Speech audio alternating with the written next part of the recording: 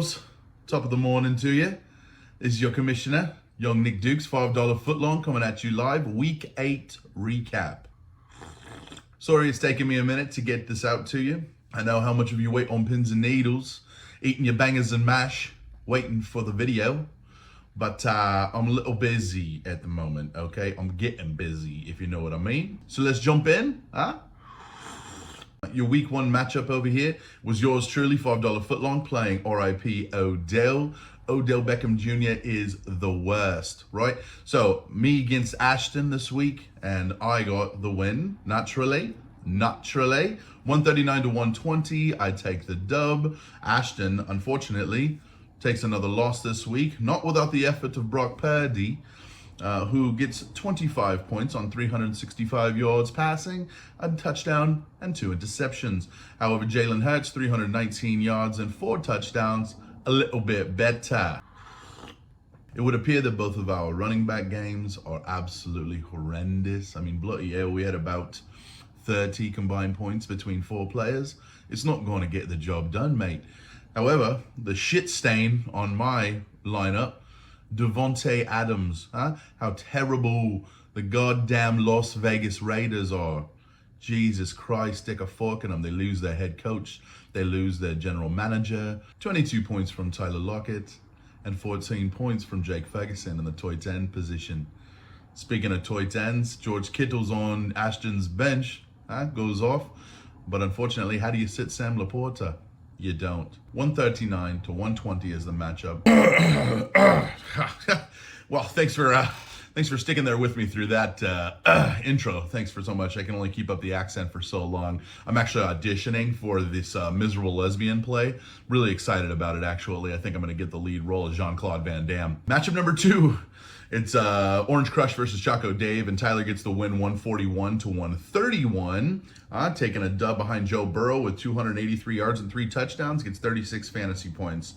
DJ's team continues to be, pretty well producing, but unfortunately a close margin loss here, 141 to 131. And Tyler steps into first place right along the rest, about 4 of us in the number 1 position. Matchup number 3. Sorry, let's try that again. Matchup number 3 is Jason versus Travis. Not a close margin on this one. Rock out with my Brock out takes the dub 183 to 133. Huge win, 50 points. AJ Brown, 8 catches with 130 yards and 2 TDs, 33 points on Jason's lineup. Travis gets Tyreek Hill, another massive game, 8 catches for 112 yards and a score, but unfortunately, the rest of his team seems to be a little bit lacking. You got double digits from everywhere except for pretty much Chris Olave and Dameon Pierce. Not terrible, but needs some help over there. Breece Hall breaks off a huge touchdown, of course. 22 points there. And the Cowboys D finally with a bounce back game, 16 points for Jason. His running backs continue to excel. Jahmyr Gibbs, Alvin Kamara, man, fuck, what a steal in the draft to sit on him for the first 3 games out and bring him back. 183 to 133. Matchup number 4, you got Zach versus Ashton. And fucking Christ, man. Matchup number 4, you got Zach versus Raymond. Raymond grabs the win again here. Yet again, another... Oh my God, let's try this again. Matchup number 4, you got Raymond versus Zach on this one, right? Raymond takes the win 164 to 129 over Mr. Burris out there in West Covina. He gives it a good effort, right? Josh Allen with 324 yards passing and 3 total touchdowns, actually runs one in. Looks like the Josh Allen of yesteryear, but unfortunately 36 points in your QB spot is not enough when you're getting, 7 from Kemba Walker, 6 Cooper Kupp. The Rams just looked sluggish. Raymond's running backs, Austin Eckler and Gus Edwards, combined for 52 points. And then he gets CeeDee Lamb with 12 catches, 158 yards, and 2 touchdowns. 40 points from CeeDee Lamb.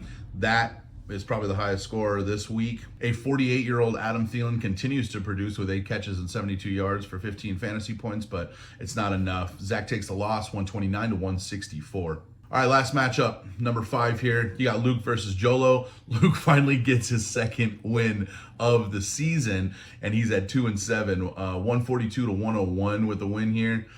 Dak Prescott, impressive game, 304 yards and 4 touchdowns. Travis Etienne, probably a top 3 running back right now, points-wise, 79 yards and a receiving touchdown. He's got 27 points, but Christian McCaffrey, of course, still RB number 1. 54 yards and 2 total touchdowns, 1 on the ground, 1 through the air, 29 points for him.